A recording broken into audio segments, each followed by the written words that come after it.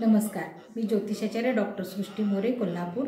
आपल्याला बऱ्याच लोकांना शंका असते की बाबा धनप्राप्ती खरंच होत नाही आहे, कशी व्हायला पाहिजे, नेमकं मी काय केलं पाहिजे, माझ्यावर कर्ज झालेले आहे। तर पहिल्यांदा तुमची होरा कुठं डॅमेज झालेली हे पाहणं गरजेचं आहे।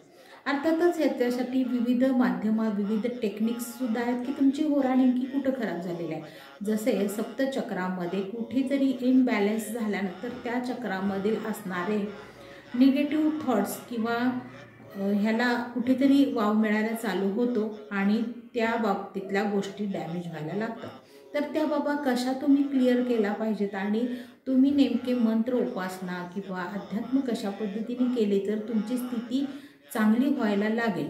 अर्थातच ह्याचा वाईट विचार करून निराशात बसण्यापेक्षा तुमची होरा क्लीन करा आणि त्याच्याबद्दल असणाऱ्या सोप्या सोप्या टिक्स वापरा। उदाहरणार्थ सांगायचं झालं तर तुम्ही आंघोळीच्या पाण्यामध्ये दररोज मोठं मीठ टाका, तुमची होरा क्लीन होईल।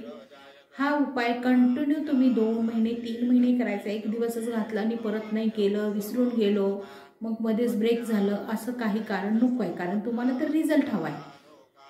तर हे दैनंदिन तुम्ही करायचं आहे। त्याचबरोबर टॉयलेट बाथरूम्स इथं तुम्ही मोठं मीठ ठेवायचं आहे, ते दर शनिवारी चेंजेस करायचे आहेत। घरामधली सगळी जुनी अडगळ आहे ती काढून घर क्लीन करायचं आहे। सुगंधित असं अत्तर सेंट वापरायचे आहे। घरी चांगला स्मेल येण्यासाठी चांगल्या पद्धतीचं धूप लावा आणि धूप दाखवा। प्लस तुम्ही घरामध्ये चांगलं मंत्र स्तोत्र हे लावणं गरजेचं आहे।